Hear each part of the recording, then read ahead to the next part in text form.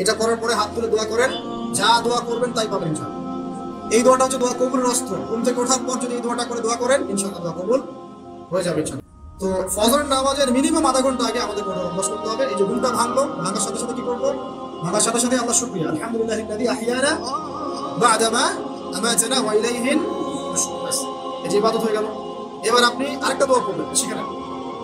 আপনি পড়বেন লা ইলাহা ইল্লাল্লাহ ওয়াহদাহু লা শারীকা লাহু লাহুল মুলকু ওয়া লাহুল হামদু ওয়া হুয়া আলা কুল্লি শাইইন কাদির সুবহানাল্লাহ আলহামদুলিল্লাহ ওয়া লা ইলাহা ইল্লাল্লাহ ওয়াল্লাহু আকবার লা হাওলা ওয়া লা কুওয়াতা ইল্লা বিল্লাহ আল্লাহুম্মা গফির।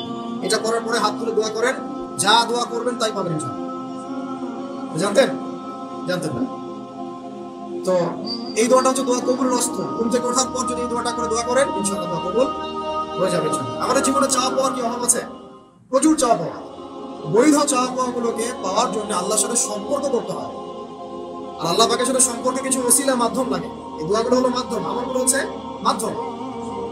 তো আল্লাহ পাক যেমনটা বলেছেন ফাজকুরুনি আযকুরকুম ওয়াশকুরুনি ওয়া লা তাকফুরুন, তোমরা আমাকে স্মরণ করো আমিও তোমাদেরকে স্মরণ করব। আল্লাহ পাক তো এইভাবে বলেছেন, যখন একজন মানুষ মনে মনে আমাকে ডাকে আমিও মনে মনে ওকে স্মরণ করি। মনে করেন আপনি মনে মনে আল্লাহকে বলছেন, আল্লাহ আমি অসুস্থ, আমাকে শিফা দাও, বা আমার রিজিকের টেনশন আছে, আমার রিজিকের টেনশন দূর করো, আল্লাহ আমাকে হেফাজত করো, আল্লাহ আমাকে দিনের জ্ঞান দাও, তোমার আনুগত্য করার তৌফিক দাও। মনে মনে আপনি আল্লাহকে ডাকছেন, নিঃসন্দেহে ওই মুহূর্তে আল্লাহ পাক আপনাকে স্মরণ করছেন। সাত আসমান ভেদ করে আরশের উপর থেকে আল্লাহ পাক আপনাকে স্মরণ করছেন।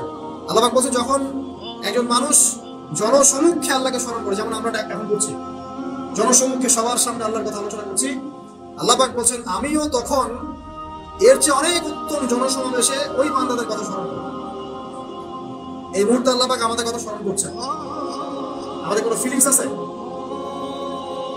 আল্লাহ আমাদের কথা স্মরণ করছেন। ওই যে যুবক ছেলে বসে বসে ফোন করছে, ওর ফিলিংস আছে? মানে মনস্তাত্ত্বিক ভাবে অন্তরে যখন নূর থাকে না, পাপ করতে করতে যখন অন্তরটা কলুষিত হয়ে যায়, কোনো ফিলিংস থাকে না। এক খুন করবে, কোনো ফিলিংস নাই। সুদ খাচ্ছে, কোনো ফিলিংস নাই। জেনা করছে ডেইলি, কোনো ফিলিংস নাই। দেখবেন ঘুষ নিচ্ছে, দুর্নীতি করছে, মানুষের সম্পদ আত্মসাৎ করছে, যারা কোনো ফিলিংসও নাই, আমি একটা পাপ করছি। কখন এরকম হয় জানেন?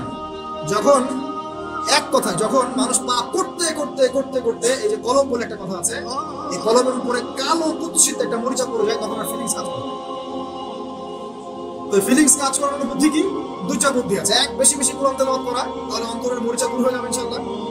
আর দুই হচ্ছে বেশি বেশি মৃত্যুর কথা স্মরণ করা, তাহলে মনের মধ্যে যে কালিমাগুলো আছে আস্তে আস্তে দূর হবে ইনশাআল্লাহ। মৃত্যুর কথা কে স্মরণ করে? এখন মানুষ চলাফেরা করে এমন ভাবে যে কোনোদিন মরবেই না। কে স্মরণ করে? যে টেবিলের তল দিয়ে ঘুষ নিচ্ছে, স্মরণ করে মধ্যে কথা? যে মেয়েটা বোরখা পরে যে ডেটিং করে বেড়াচ্ছে, জেনা করে বেড়াচ্ছে, কি মৃত্যুর কথা স্মরণ করে?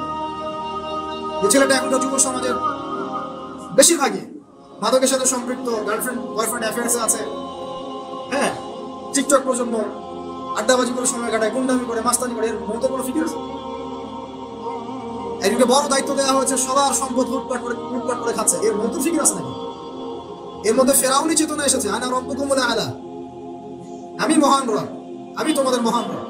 ওদের মধ্যে ওই চেতনা কাজ করছে যে সূরা মুমিনুনে যেটা বলা আছে যে আমরা এখানেই জন্ম নেই, এখানেই মারা যায়, আমরা পুনরুত্থিত হব। ইন হিয়া ইল্লা হায়াতুনা দুনিয়া নামুতু ওয়া নাহইয়া ওয়া মা নাহনু বিমাবউসিন। আমরা এই দুনিয়াতেই বাঁচি, দুনিয়াতেই মরি, আমাদের কোনো পুনরুত্থানের কিছু নাই। এদের চেতনায় আমরা কে ফিকির করে বলতো?